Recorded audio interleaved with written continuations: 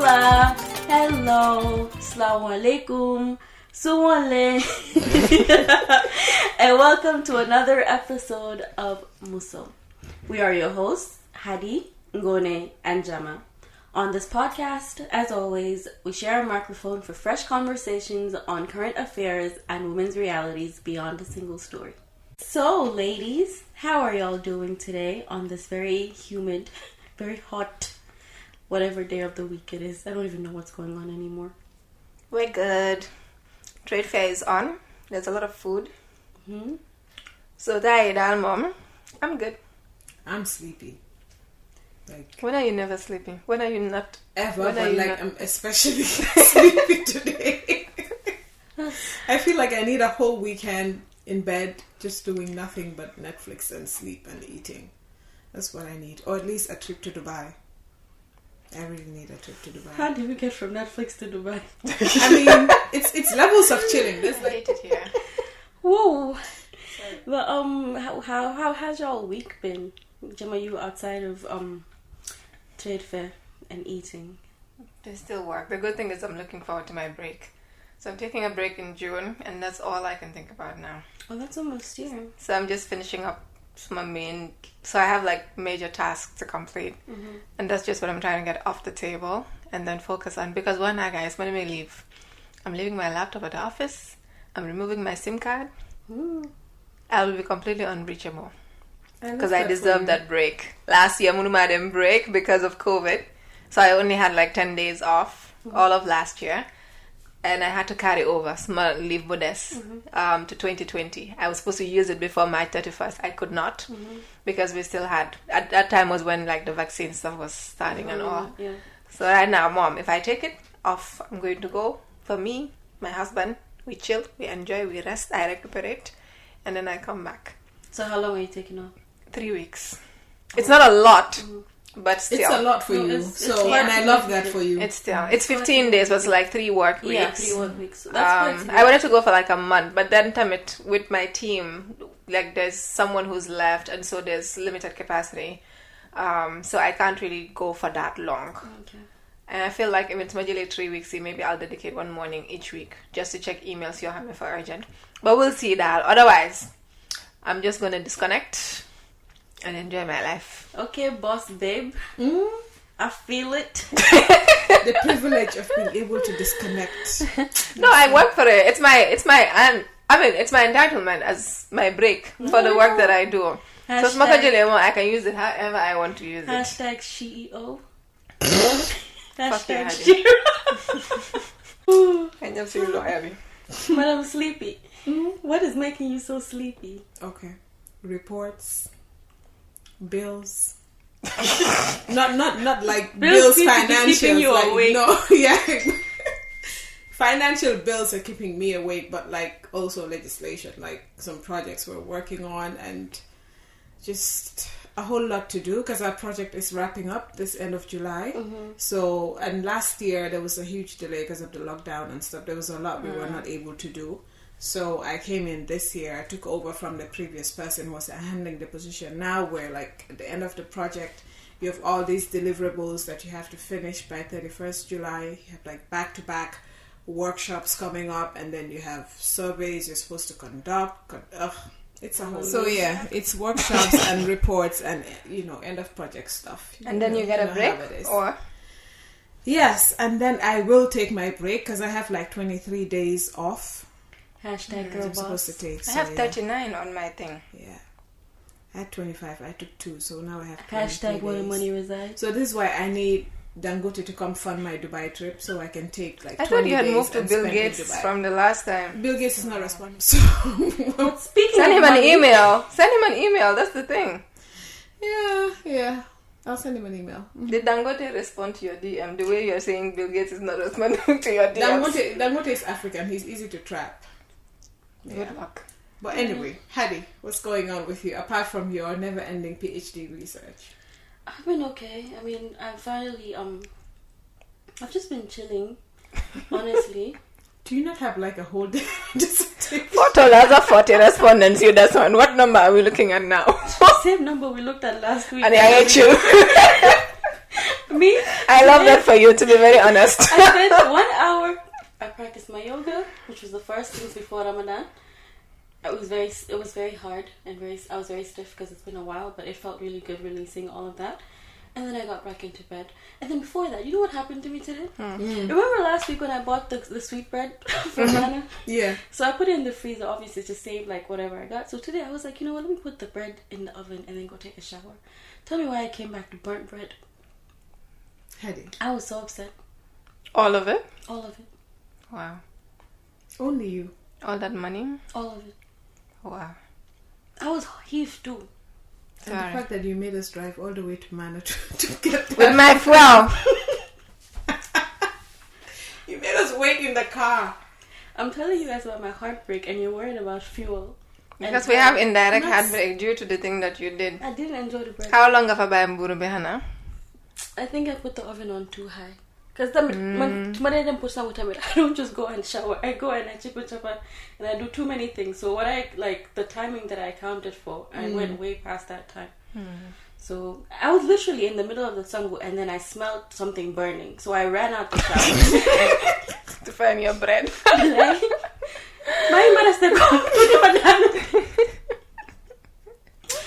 Anyways, let's move away from my misfortune and get into this week's episode.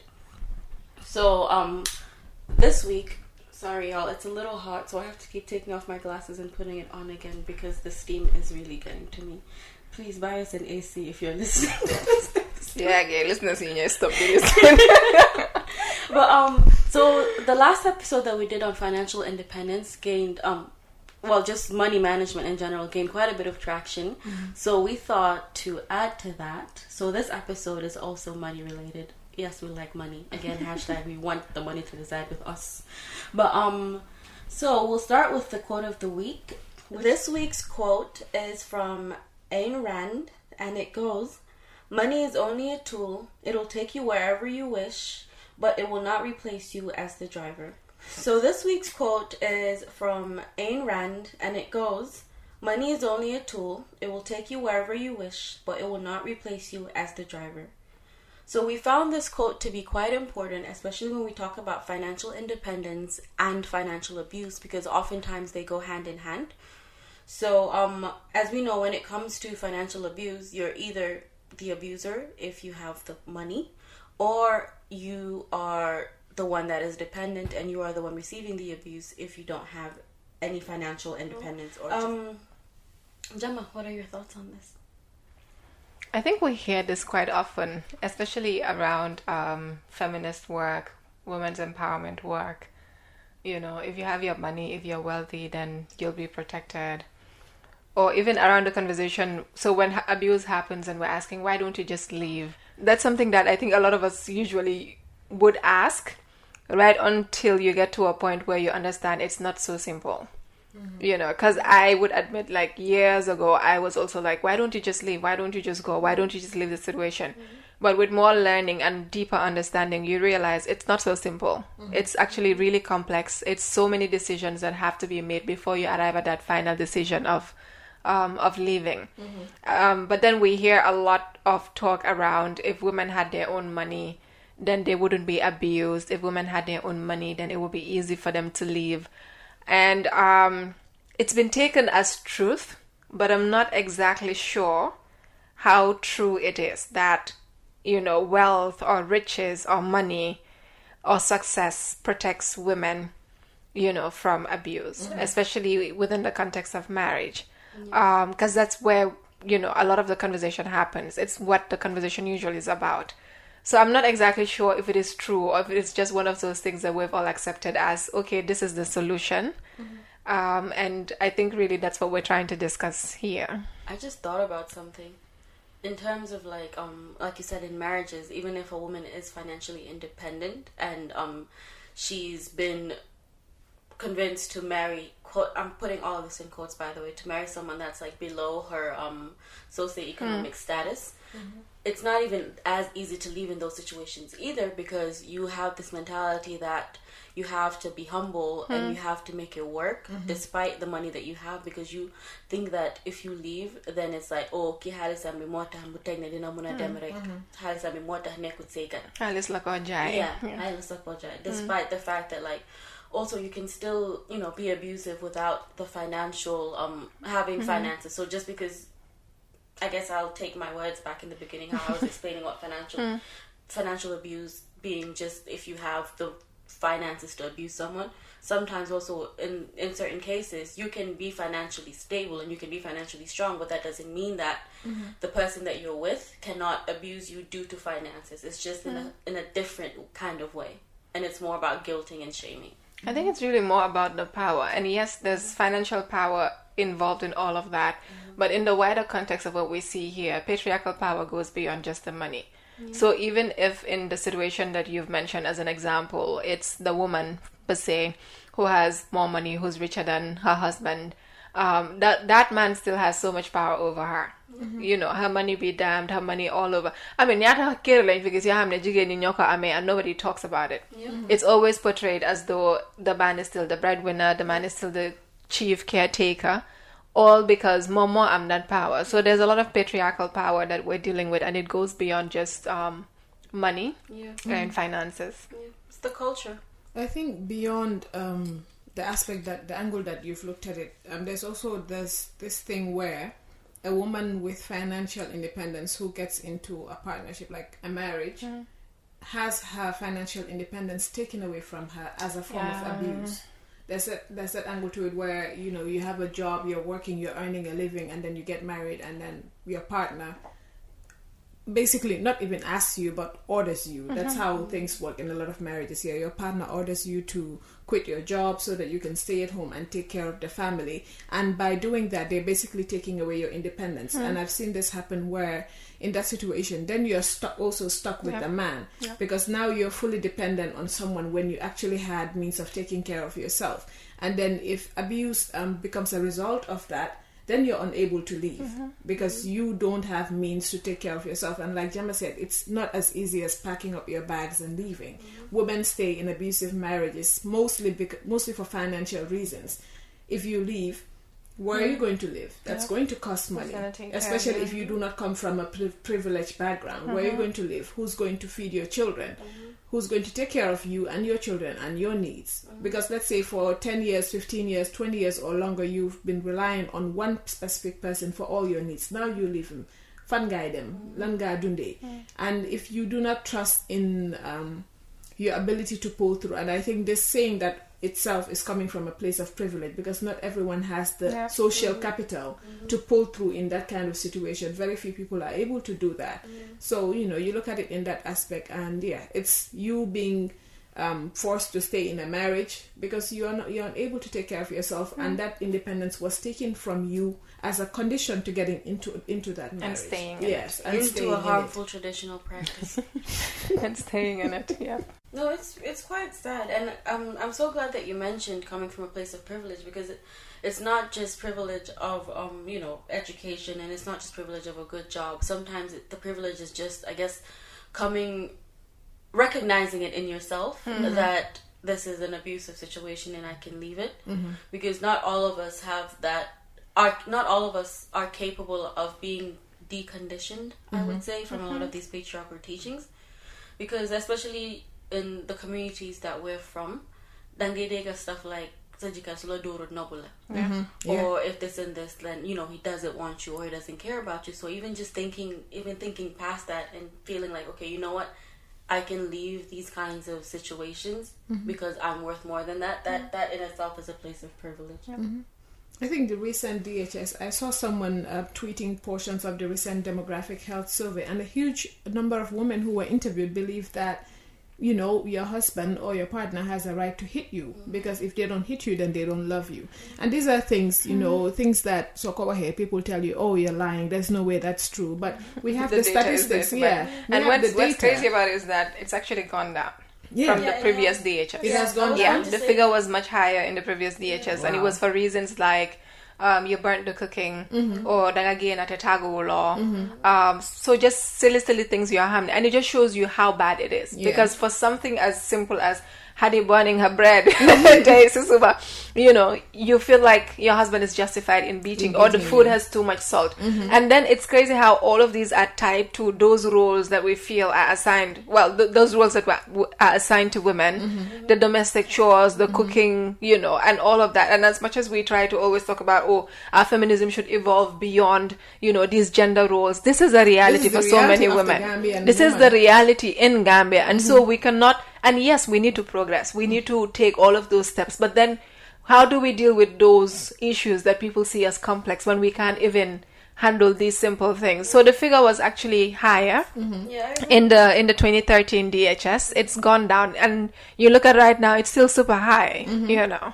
Yeah, I remember because I actually cited the 2013 DHS. So when I saw the numbers out, and I guess people were... I just saw screenshots of the tweet because, like, you know, right now I'm not on any of my main accounts. But then I'm assuming that people's reactions were like... No, they were all shocked. It was all about shock. Oh my God, this number's so high. And then you had people also talking about every time we say it, just like you were saying, you don't believe, here is the data now. And I think Devasi was the one who came and was like, this is actually a reduction from... Because I think also we use DHS as a tool for our work. And so we're able to really have as much contact as possible with the data. But for a lot of people, it was shocking because that was the first figure they're seeing, and there's really nothing to compare it to. When will we know freedom? Freedom is a myth. We're free when we die. Not to be morbid, by the way.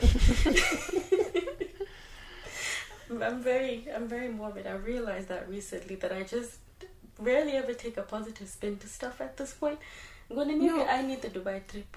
We all need the Dubai trip. But, you know, I'm thinking of what Jama said about, you know, where we are in our feminism. And this is a good thing to mention because usually when you are in, like, international feminist spaces and people are arguing about, you know, pay gap and things like that, and you start talking about gender roles and who's cooking and who's cleaning and who's getting beaten up by their partner, you know, certain people would look at you like, why are you still talking about that when we're in 2020 when feminism has moved beyond that? But it has not. Let's say maybe there's a select percentage of women in this country for whom feminism has moved beyond that. They have bigger problems than who's cooking, who's cleaning, who's getting beat up. But for majority of Gambian women, this is the reality they're living in. And if they are still in that reality, then there is no way we have moved beyond that. We can't move beyond and that. And even with women that, you know, are in financially stable positions where you would assume that they don't have to think about the cooking and the cleaning, they do. Because there's still other forces outside of what, you know, them personally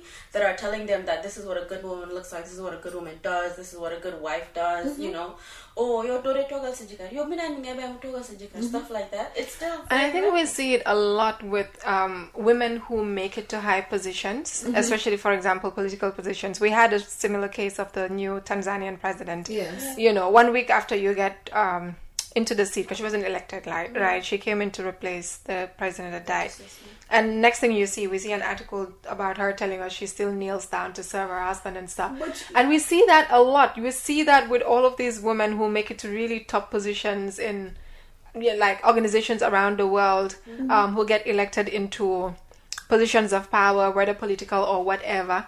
You see that a lot. There's always that angle of a story that's trying to show us, even though they're successful, even though they've attained this much wealth or this many riches, they're still submissive. That submission thing, momonyore. But you know, the interesting thing about the Tanzanian case was when that thing was trending, that article, I also saw another article that pointed out that, or I think it was a tweet that pointed out that she made that statement years ago.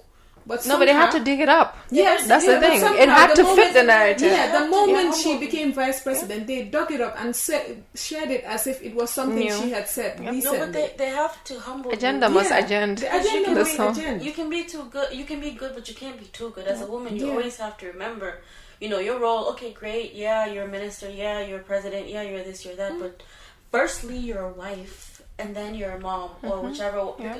I'll even say your wife as well, your mom, because men get jealous of their own children. So it's a really sad reality, but it's the reality that the sad thing for me about that statement was also that people were sharing it and basically reminding women that yes, that was the only reason why it was surfaced. Look at this woman who's now president. Even she has acknowledged that you should kneel for your husband. And that thing you said about women of privilege, I've had someone who was a lecturer basically in class telling us that even though she's in a certain position, she has a very high position, but despite that, when she's at home, her position doesn't matter. She's subservient to her husband. The ones that leave there's feminism blah, blah, at the door. Yes, her blah blah blah, and it's really very common. But I think it's really just the warped understanding we have of what submission is. And what feminism and what service is. I think if we understood it better, especially when they use religion and really understood what submission is in religion, the only submission you're going to do is to God. That's it. Everything else. Not to any other human being, really. And love in itself, love is about service.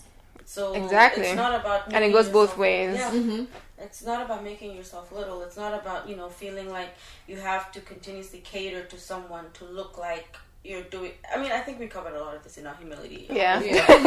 So we can move on from this. We're just going to take a quick break, guys and gals and everyone in between, But we shall be back shortly.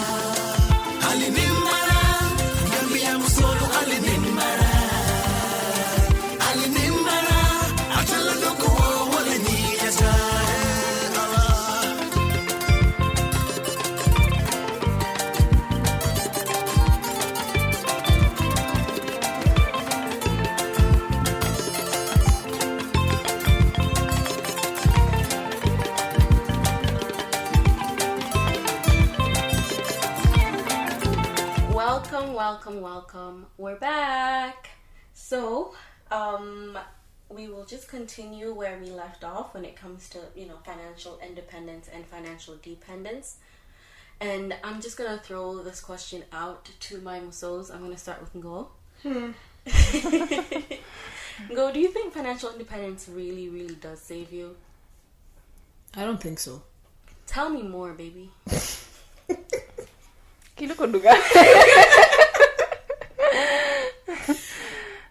Honestly, I think financial independence can save you only to an extent, because ultimately patriarchy still has its fists around your neck, wrapped around your neck, choking you. So no matter how financially independent you are, you'd still want to please the people who are your oppressors, right?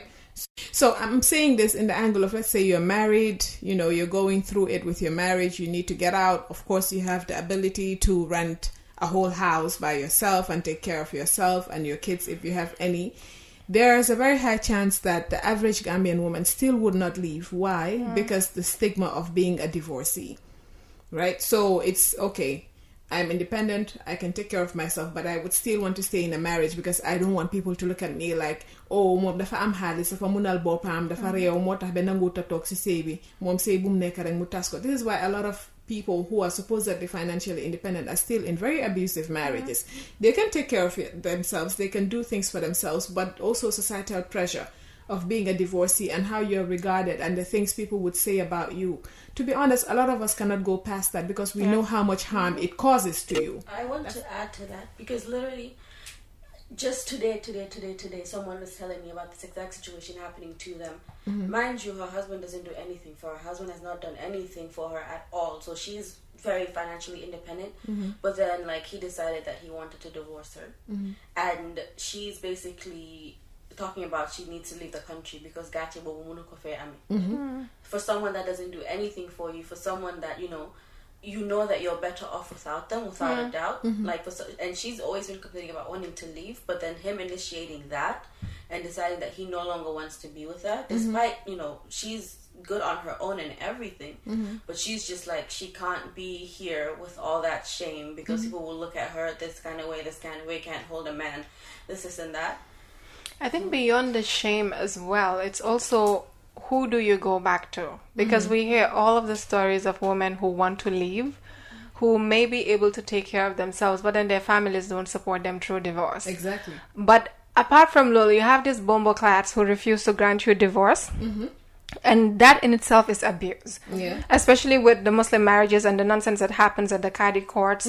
It's a way that they hold. So they tell you, some of them actually tell you clearly, I'm not going to grant you divorce. Legi nañ seet lan nga def. The situation that I'm talking about, he refused to grant her divorce for the past year. When she asked for it. Yeah, so now because it's a power trip. It's all about the power. The marriage, when she's like, okay, you know what, fine, I'll stay and I'll work through it with you. He's like, okay, now I want a divorce. It's all about, and I think that's also why people don't, because then if your family is not supporting you, you've left that marriage which people see as kind of like a safety net, hoping that you can go back to your family, your home, where you belong, and they are also making it difficult. Because they are telling Fideli, nga dem delu ñu delo la. Fi ku dem du de ñëwaat. Ñun kuy sey du de lifin. And the stigma that's exactly to fight cut. Exactly. So you get into a fight, your husband hits you, you pack up and leave, and then you delo la because fight cut. Yeah. And then even if they welcome you back in the home, it's a tag that stays with you. Make one simple mistake, ñu xasee la ko. Yaa ngi ni toog fii nii, yaa ngi war a dem nekk sa kër jëkkër. Those are all things that contribute to, sometimes the reasons why women decide to stay. And also this whole toxic idea of, I'm doing it for the children, I'm doing it for the I think we need to move past that, because children actually internalize all of the violence that happens. You're not helping your children at all. But I really don't want this to sound like we're blaming the women who stay, but it's really just understanding the reasons why people choose to stay. Because for a long time we always hear, why don't you just pack and leave? It's really not that easy. It's not at all. What does fight cut mean? Fight more like a woman who packs up, and let's say you get into a fight with your husband, you pack your stuff and go, and then after you there Lola. So every time you get into a fight, you pack up and go. So I remember when we were young, like my mom has twins, right? So when they got sick, then Dan was there, like she should bathe them. See, with like sufindal, bu lifin jigen bo xamne musuta fay. Right? So basically the soup bo wara hot in and bathe them, or something that is supposed to be one that comes from a woman who has never left her matrimonial home no matter what. So munchkati da. Yeah, so munchkati basically. Yeah, that's really what it is. But the other thing I wanted to add to the issue of the Qadi court is, a lot of women too do not know that if you want a divorce and your husband refuses to grant you a divorce, you can go straight to the Qadi court. But who's teaching them that? Yeah, exactly. That's the point. So really, the women are not taught that. They don't know that. So no, if you ask him for divorce a few times, he refuses. You go to the Qadi court and then file for divorce. Tell them, I want to leave the marriage because of these and these reasons. Because Islam has given you reasons on grounds on which you can leave a marriage. I want to leave the marriage on these reasons. My husband has refused to grant me a divorce.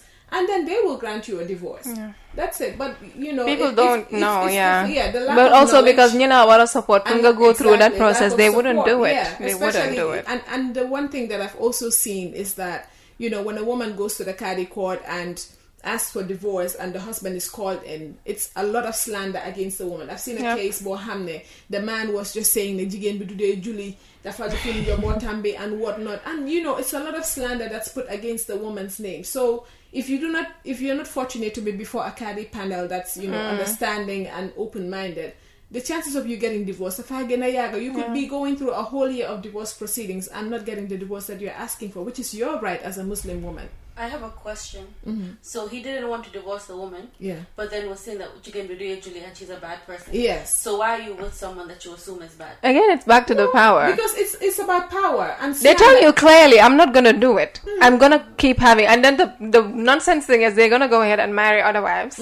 While you can still that hold on you because they know that you're munulo them lifini them say I can if you find someone to keep a woman in a marriage when she's clearly told you that I cannot stay. Like it's their right. How do you even stay with someone who's shown you that they don't want to be with you? They don't want to be with you. It's just power trip, honestly. Yeah. That's a lot. Yeah. But yeah, from that, I don't know. For me, I don't think it really gives the protection that people think it does. So it's, again, like the quote has said, it could be a tool. It could open up certain doors. You could have a certain level of access, but it really doesn't give you power, like a lot of power. Hey, na power bum la joh moy, you're facing that abuse, nga wache ko sa domi, or nga wache ko sa domestic worker si. Just basically people that you also have power over. But it doesn't really place you in a position where you're able to beat abuse or to escape it completely or to prevent it from happening. Because, I mean, Gambia, like, we've had all the cases about women who get beaten by their husbands. They wake up in the morning, they have a full face of makeup to cover their bruises, and they go to work. I mean, people know this is happening. There's women whose partners have beaten in public.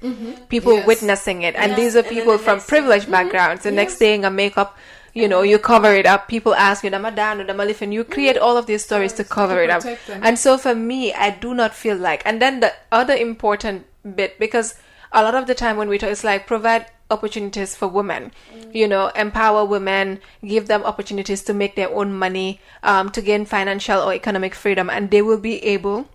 Then we'll be able to see a reduction in cases of GBV. And a few months ago on Twitter, I actually saw somebody share about a project. It was not in Gambia, but then what they saw was they had this economic empowerment project, but it was leading to more abuse for the women. Why? Because now they were making their own money. They were standing on their own feet. They were able to do things for themselves and for their children. And the husband started to have a problem with that. Why? Because you no longer have this person that depends solely on you. So you, based on your whims and your caprices, you decide whether you're going to support them or not, what they're going to get from you, how much, when.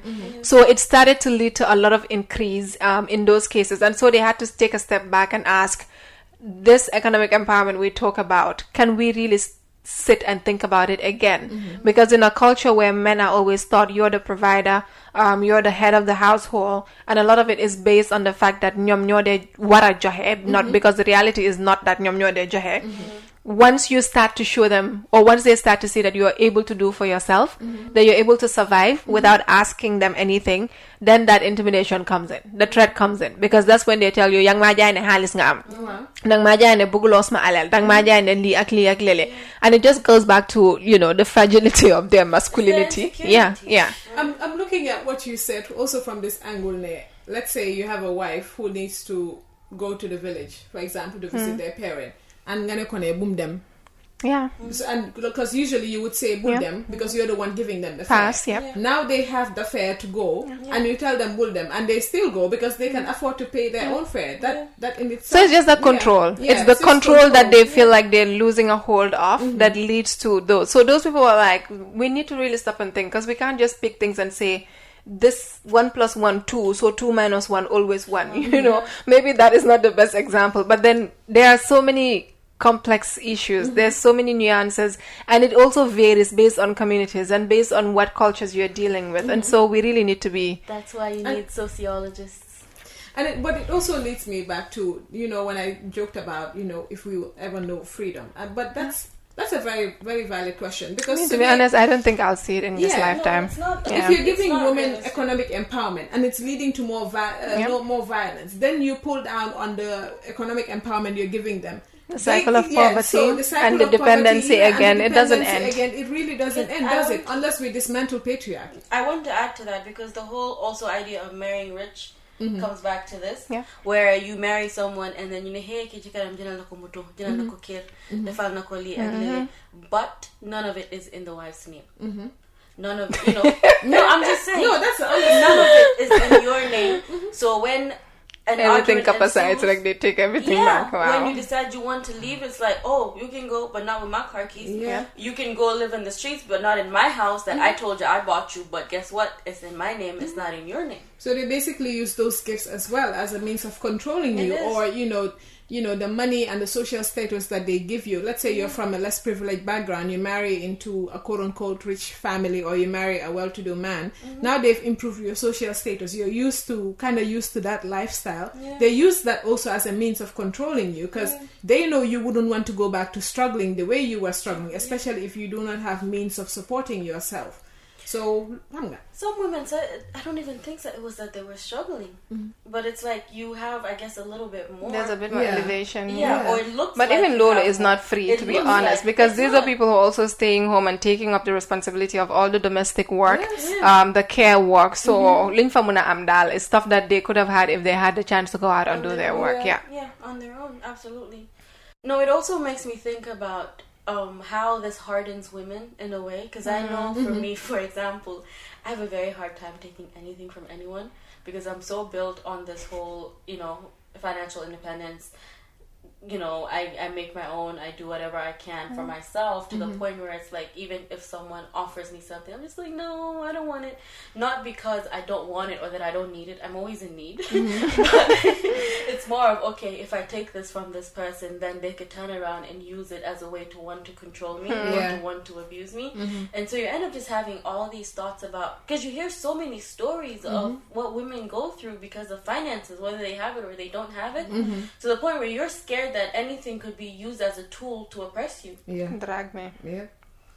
No, it's really bad. No, but that's I have a hard time doing that as well. I have a hard time accepting even things that are offered to me. Saka delecte, even. And I've had a lot of, especially in relationship. I remember I used to have this boyfriend who would get mad because he gave me gifts, and then it's like, I'm always like, no, don't buy me gifts. And he buys gifts and I say, take it back. I don't want it. So, I mean, I think it's a struggle, to be honest, but it's also about how we are raised, because we're told amal al sabapa. And for me, especially, I was raised by a single mom. And all of my life, I saw my mom work hard, to take care of herself, but also to take care of us and to provide for us the things that we needed. So she always, and I say this all the time, she always tells us, I did everything I could so you guys could have a better life than I did. And then you could also provide better lives for your children and all of that, So for me, that's the figure I have always seen. That's been my smile. My own, if you're taking a break and stuff, I don't remember my mom taking leave in all the years that she has worked in the civil service. And this is what it was. She was a civil servant, so she wasn't even making a lot, but she was hell-bent on providing everything that we needed, not what we wanted. So she made sure she sent us to good schools. She made sure she provided what we needed to excel, right? And so, man, that is what I have always seen. It's funny because so she, after the accident, right, she was supposed to go to the hospital, and I got up, took a shower and everything. I was going to take her because I decided to work from home that week. And then mugi start put them yobu see clinic be. And then I was talking to my husband. I'm like, Smay, I don't know what her problem is, because you just got out of an accident yesterday, and right now you want to walk all the way to the clinic. And he was like, you're very much like your mom. And I said, I was actually expecting that. But that is basically what I saw. But it's also because she had to do it for herself, because there was no one to help her. There was no one to support her do it.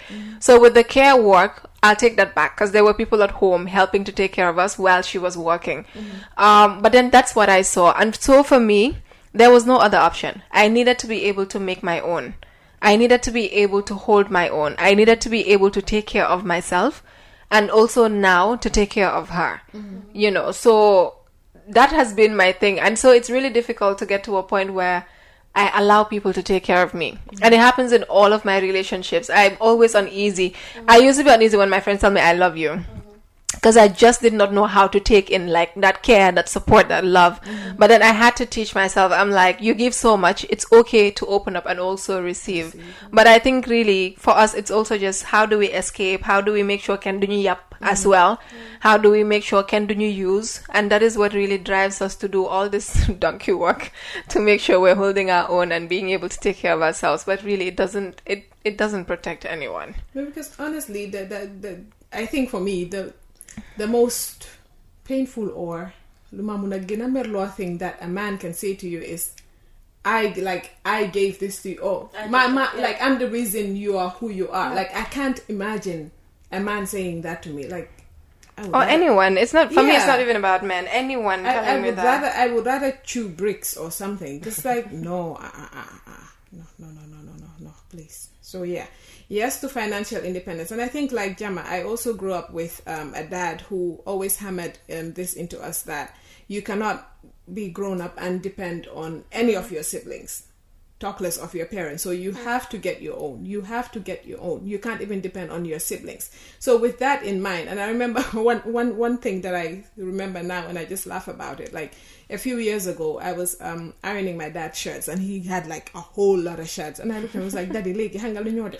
Next time you go and you want to buy a new shirt, just buy me something. He was like, no, yangal, like your tamgalige so parenga. And like I never forgot, like that never got out of my head, because when he said, I was like, like, are you not my father? Why are you telling me I should go get my own?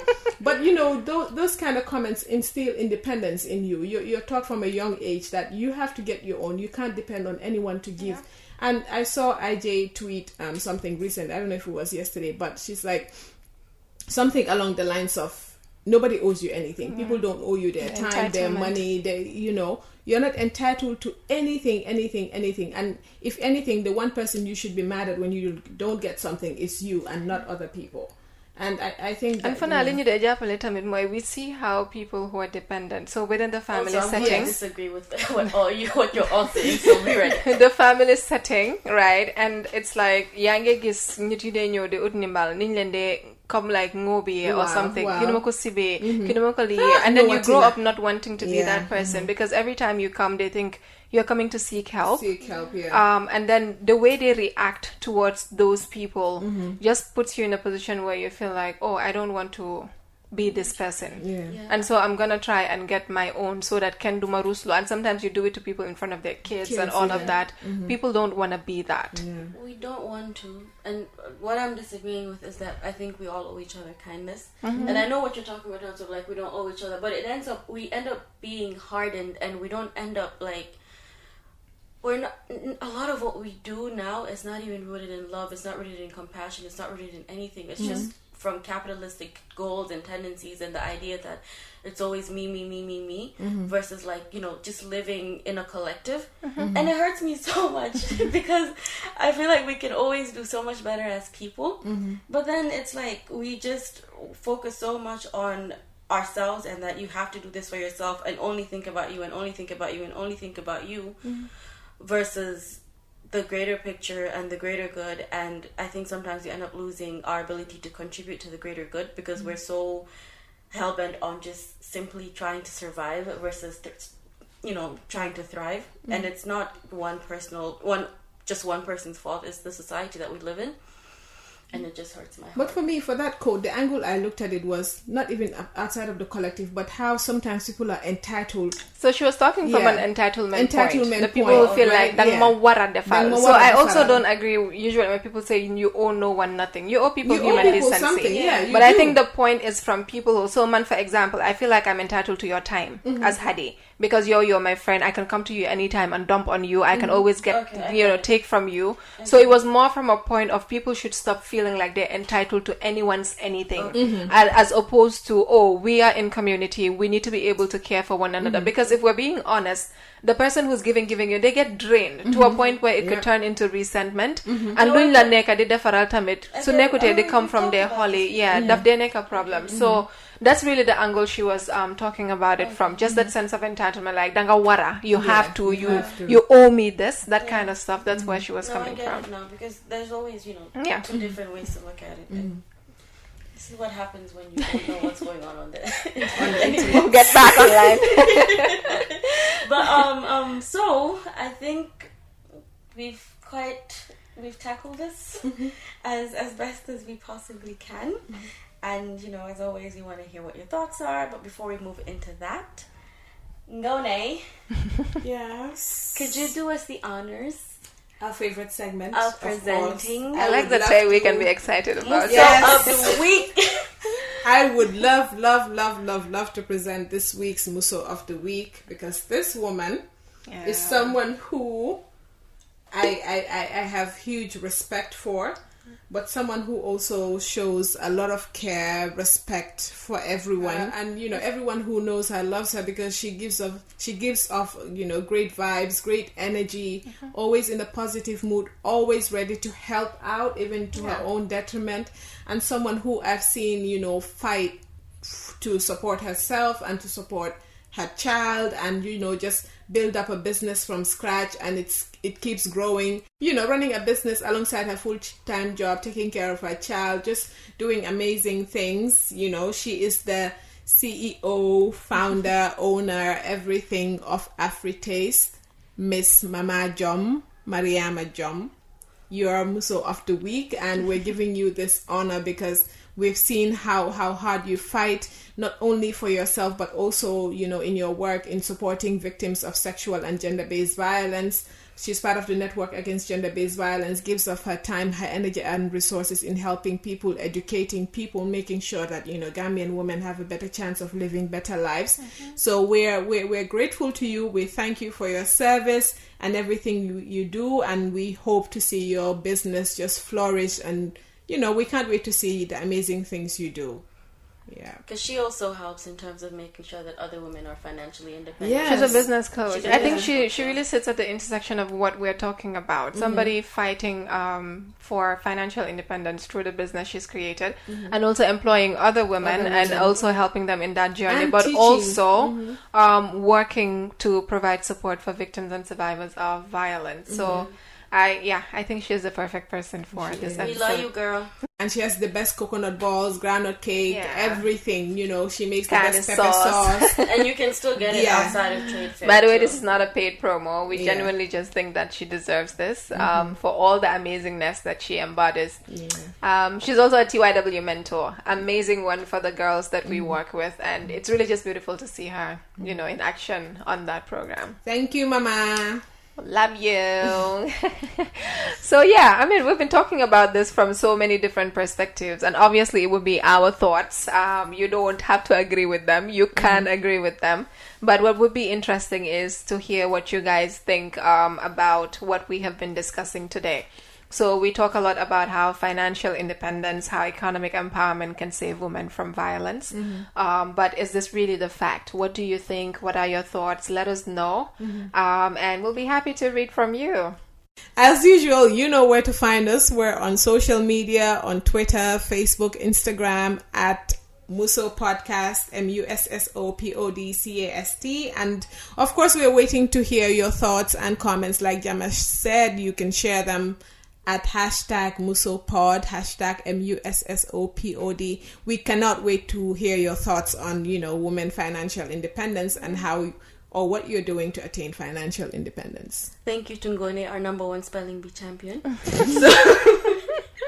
I hate you. We also want to go ahead and thank Right Click, and it was always for, allowing us the space and the opportunity to record.